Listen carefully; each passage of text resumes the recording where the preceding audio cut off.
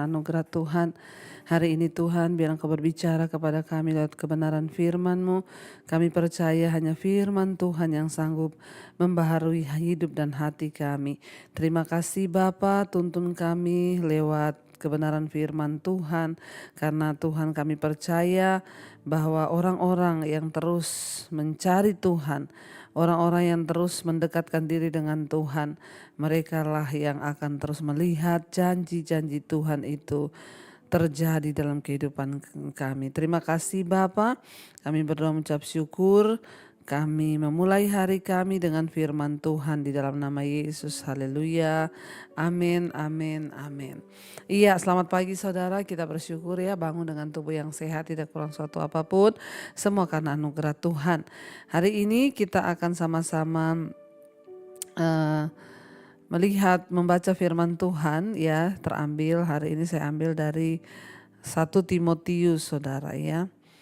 1 Timotius kita lihat ya bagaimana firman Tuhan itu berkuasa untuk menuntun jalan-jalan hidup kita.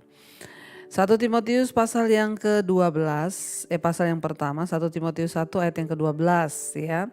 1 Timotius 1 ayat yang ke-12 ya. Kalau kita lihat di sana ucapan syukur dan atas kasih karunia Allah ya. Rasul Paulus menulis ya dari 1 Timotius pasal yang pertama ayat 12, aku bersyukur kepada Dia yang menguatkan aku, yaitu Kristus Yesus Tuhan kita, karena Ia telah menganggap aku setia dan mempercayakan pelayanan ini kepadaku. Aku yang tadinya seorang penghujat dan seorang penganiaya dan seorang ganas, tetapi aku telah dikasihaninya karena semua itu telah kulakukan tanpa pengetahuan, yaitu di luar iman. Ayat 14, malah kasih karunia Tuhan kita itu dikaruniakan dengan limpahnya kepadaku dengan iman dan kasih dalam Kristus Yesus. Perkataan ini benar, ayat 15, dan patut diterima sepenuhnya. Kristus Yesus datang ke dunia untuk menyelamatkan orang berdosa, dan di antara mereka akulah yang paling berdosa. Saudara, kalau kita membaca di sini adalah ucapan syukur dari Rasul Paulus yang dinaikkan kepada Tuhan. Dia berkata bahwa ya, aku bersyukur kepada Yesus, aku bersyukur kepada Dia, Kristus, yang menguatkan aku, ya, yaitu Kristus Yesus Tuhan kita, karena Ia menganggap aku setia dan mempercayakan pelayanan ini kepadaku. Saudara, ya Tuhan itu memilih seseorang itu ya memang luar biasa. Tuhan tidak melihat latar belakangnya, itulah dikatakan bahwa kita ini diselamatkan bukan karena perbuatan baik kita tapi karena kasih karunia. Contohnya siapa? Rasul Paulus ya, contohnya siapa? Saya. Rasul Paulus juga dulu orang yang bejat, orang yang jahat, dia pembunuh. Tapi ya dia dipilih oleh Tuhan untuk menjadi pelayan Tuhan, untuk menjadi pelayan Kristus menyampaikan firman Tuhan.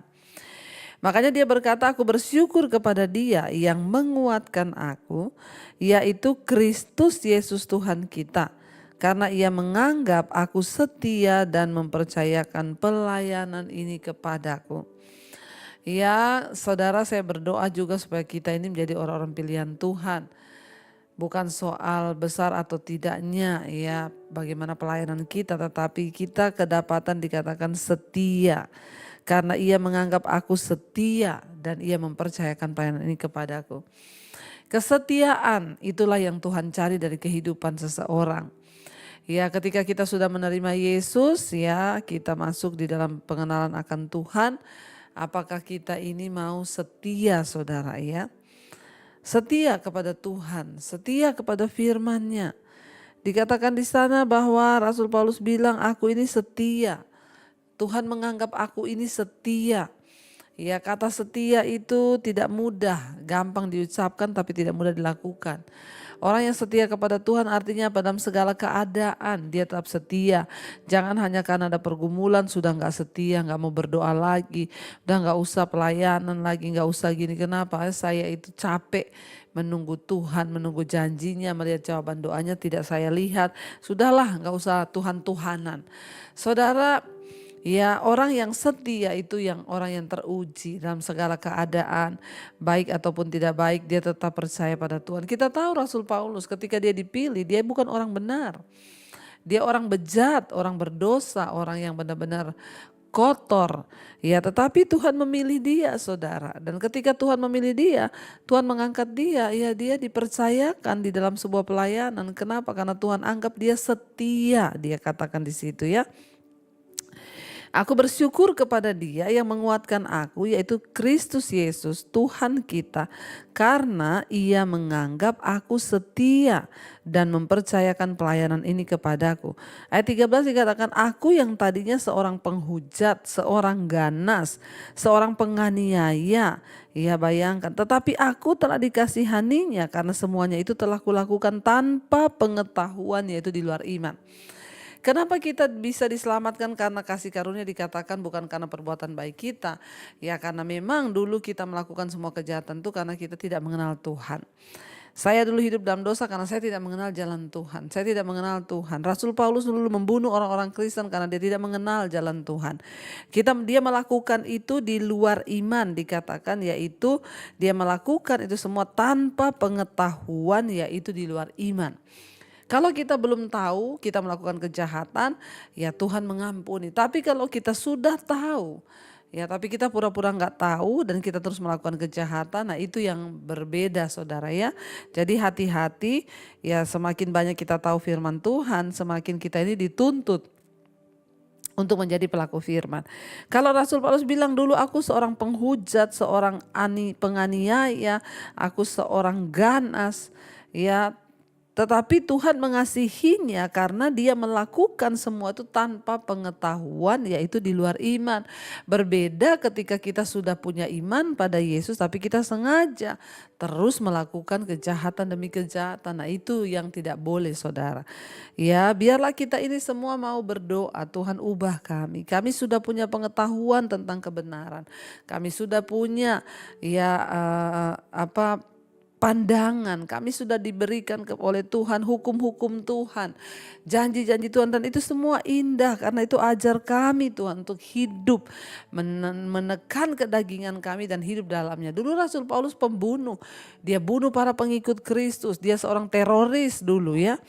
Kalau ada orang beribadah kepada Kristus, dia datang, dia aniaya, dia bunuh, dan dia merasa dia berbuat bakti kepada Tuhannya dengan membunuh orang Kristen. Tapi dia berkata itu semua aku lakukan tanpa pengetahuan, yaitu di luar iman. Nah sekarang kita melakukan kejahatan, apakah itu di luar iman atau di dalam iman? Setelah kita percaya pada Yesus, setelah kita mendengarkan firman, setelah kita tahu kebenaran, tapi kita masih terus hidup dalam dosa, nah itu namanya kita melakukan kejahatan di dalam iman dengan pengetahuan yang sudah kita miliki. Ya dikatakan Rasul Paulus bilang, tapi justru karena dia itu tidak mengetahui, dia berdosa. Ayat 14 dibilang, malah kasih karunia Tuhan kita itu telah dikaruniakan dengan limpahnya kepadaku dengan iman dan kasih dalam Kristus Yesus ya. Dan perkataan ini benar dan patut diterima sepenuhnya. Kristus Yesus datang ke dunia untuk menyelamatkan orang berdosa, dan di antara mereka semua akulah yang paling berdosa. Rasul Paulus merasa diri sebagai orang yang paling berdosa di antara semua orang yang berdosa. Karena itu saudara, ketika dia diselamatkan Tuhan, dia merasa dia hutang nyawa. Dia merasa dia hutang budi kepada Tuhan. Makanya dia tidak pernah sia-siakan. Orang yang merasa berhutang banyak itu, dia akan bersyukur ya ketika diampuni, saudara. Rasul Paulus terbukti kesetiaannya kepada Tuhan. Kenapa? Karena dia menerima ya anugerah keselamatan, dan dia hidup di dalam anugerah keselamatan itu, dan dia juga setia kepada Tuhan karena dia merasa perbedaan hidup yang begitu nyata. Dulu sebelum dia mengenal Yesus, dia pembunuh, dia anggap itu baik. Masa orang membunuh baik, saudara? Ya namanya pembunuh itu ya tetap gak baik ya, tetapi Tuhan mengasihi dia karena dia belum tahu. Dia nggak tahu apa yang dia lakukan itu. Tanpa pengetahuan akan kebenaran dia lakukan itu semua. Di luar iman dia melakukan itu. Nah setelah dia di dalam iman, punya pengetahuan tentang firman Tuhan, dia menjadi orang yang setia. Dia membela kebenaran. Dia memberitakan kebenaran. Dia memberitakan Injil sekalipun menderita, mau dibunuh, karam kapal, tersiksa. Tapi dia berkata, ya bagiku hidup adalah Kristus, mati itu adalah sebuah keuntungan. Saudara, kita harus meneladani semua yang terbaik ya. Kita belajar hari ini Tuhan mencari orang yang setia. Jangan mundur karena persoalan hidup, jangan mundur karena apapun, tapi tetaplah percaya bahwa Tuhanlah yang pegang kendali atas hidup kita. Mari kita mau tundukkan kepala, kita mau renungkan firman ini. Terima kasih Bapa, terima kasih karena Engkau menyelamatkan kami dengan kasih karunia. Dan Engkau mencari orang-orang yang setia untuk bisa Engkau pakai. Kami mau menjadi orang-orang yang setia untuk dipakai Tuhan di dalam kehidupan kami, agar kami mau sungguh-sungguh Tuhan menikmati segala kebaikan Tuhan. Kami mau setia sampai pada akhirnya Bapa. Mari katakan bersama pujian ini saudara. Telah kulihat kebaikan-Mu yang tak pernah habis di hidupku. Katakan, kami akan berjuang Tuhan. Amin. Sampai akhirnya Kau dapati aku tetap. Telah kulihat kebaikan-Mu yang tak pernah habis di hidupku. Kami akan berjuang sampai akhirnya Kau dapati aku tetap setia. Kami akan berjuang sampai pada garis akhir supaya Engkau dapati kami setia Tuhan. Engkau yang tidak memperhitungkan kesalahan kami. Karena itu ajar kami ketika kami sudah mengenal kebenaran-Mu, kami sudah memiliki iman percaya kepadamu. Ajar kami untuk setia sampai garis akhir. Ajar kami sungguh-sungguh mengikut Tuhan. Seperti Rasul Paulus yang dipilih, dia seorang pembunuh, penganiaya, seorang ganas. Tapi dia bertobat, menerima Engkau. Dan dia setia sampai di garis akhir. Bukan soal awalnya, tetapi Tuhan melihat garis akhir perjuangan iman kami. Berkati setiap anak-anak-Mu Tuhan, mereka yang terus setia di mezbah syukur, bangun pagi hari mencari wajah Tuhan. Hamba berdoa, berikan kekuatan hati iman, biar mereka terus berjuang sampai di garis akhir. Apapun pergumulan tantangan dalam hidup kami tahu itu bagian dari pendewasaan iman kami. Tuhanlah yang memberikan kekuatan kepada kami untuk menanggung semua penderitaan itu sampai di garis akhir. Terima kasih Bapa, berkati mereka yang bekerja hari ini, yang sekolah, yang kuliah, mereka pergi dari rumah, Tuhan jagai, lindungi, dijauhkan dari segala malapetaka, mara bahaya. Tuhan berkati Bapa, apa yang kami lakukan hari ini berhasil dan memuliakan nama Tuhan. Yang terbaring sakit hari ini kesembuhan terjadi, Engkau jamah dan lawat, biar ucapan syukur ada dalam mulut kami Tuhan. Berkati yang berulang tahun, semakin bertambah usia jasmani, bertambah pula kedewasaan rohani di dalam Engkau. Yang sakit Engkau sembuhkan, yang beban berat Engkau berikan pemulihan. Berkati bangsa dan negara kami Indonesia, Bapak Presiden Jokowi, bangsa ini Tuhan, Engkau berkati, limpahi dengan damai, sejahtera, ketentraman, kemakmuran. Dijauhkan dari krisis dan segala kerusuhan, pemberontakan di dalam nama Yesus. Terima kasih buat pagi hari ini kami menghirup udara yang baru.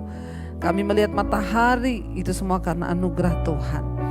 Mari kita berdoa. Bapa kami saudara, Bapa kami yang ada dalam sorga, dikuduskanlah nama-Mu, datanglah kerajaan-Mu, jadilah kehendak-Mu di bumi seperti di sorga.